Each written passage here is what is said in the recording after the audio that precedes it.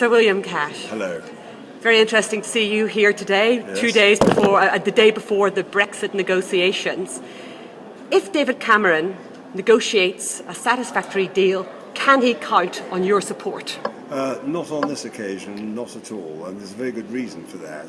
When he originally set out his stall, he said that he wanted, this was on the 23rd of March in the House of Commons, just before the general election, and he said, we now have an opportunity for both reform and a fundamental change in our relationship between the United Kingdom and the European Union.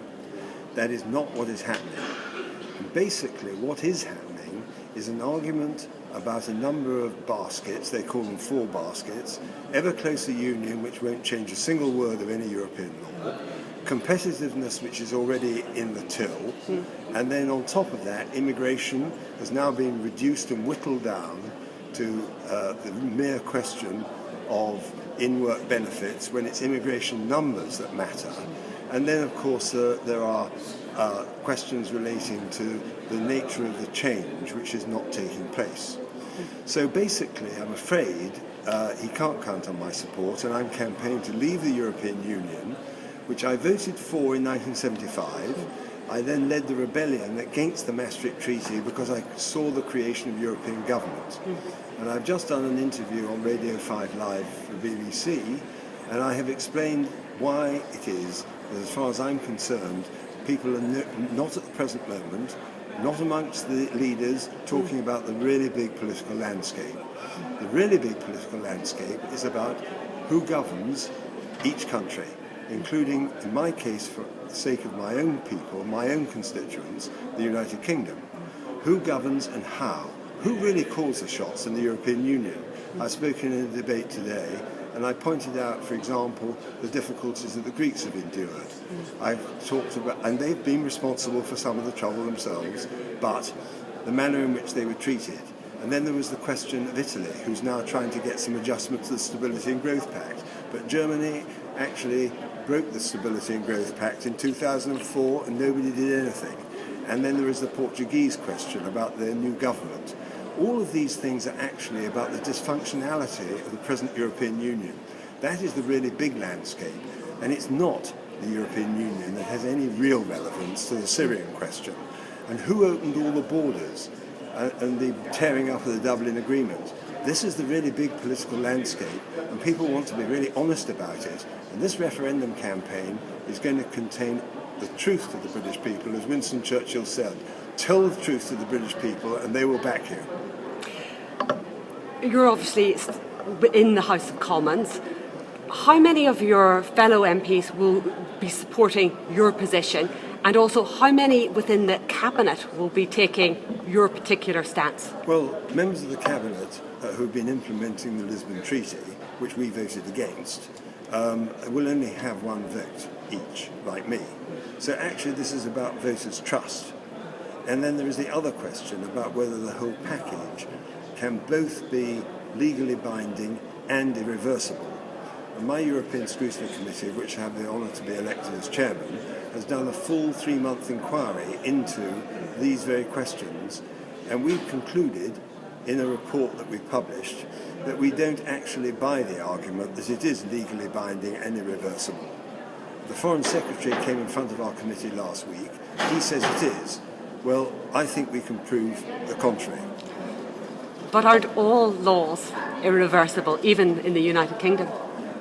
Actually, this is a very important question because it depends on whether or not you have the guarantee of treaty change. What is happening is that the British voter is going to go to the polling booth to vote on the question of do you want to remain in or do you want to leave? This is a binary question. Now, if the package which is presented to them and hailed as a victory, which is far less than was ever offered in the first place, as everybody knows, and some of it is meaningless, actually is then turned into the basis on which they're to decide whether to remain in or to leave, and it is not legally binding, and there is no guarantee it is reversible, and in addition to that, they are being told that it is, then there is a very serious issue that has to be resolved between now and then. Because otherwise, as I said in the by proceedings with the Foreign Secretary, effectively the British voter will be cheated at the polling booth.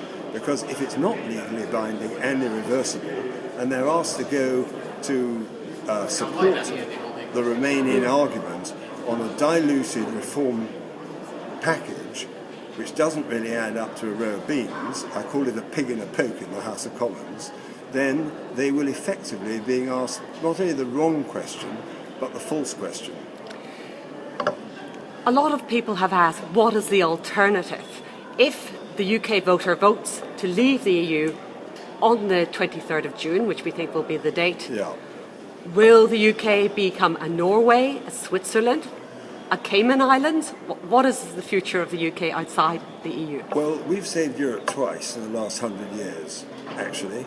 And we may, as William Pitt once said, England has saved herself by her exertions during the Napoleonic Wars, and will, I trust, save Europe by her example. I am not certain about the precise model, but it would be something like EFTA Plus. But it would give back to each country the one thing that's been taken away from them by the present architecture. What our campaign would do if we were to leave is to give back to the British people the right to govern themselves. And that is absolutely fundamental to the issue of trust, because the laws that are being passed, when you look at the European Communities Act 1972, are actually now being made by majority vote or by consensus by diplomats. The real question is going to be, at the heart of this issue, who calls the shots in Europe? Can we actually manage to regain the democratic right of the British people to govern themselves?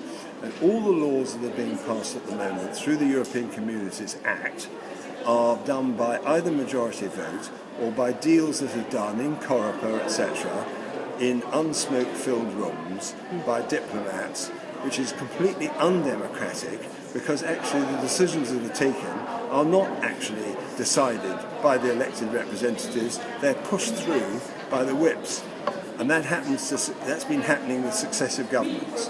So the bottom line is we need a completely new dimension, a new agenda to get the citizen nearer to the institutions. And if we do that, we will then have a different kind of arrangement for trade, for cooperation, for friendliness, but not on the basis that we get told what we have to do.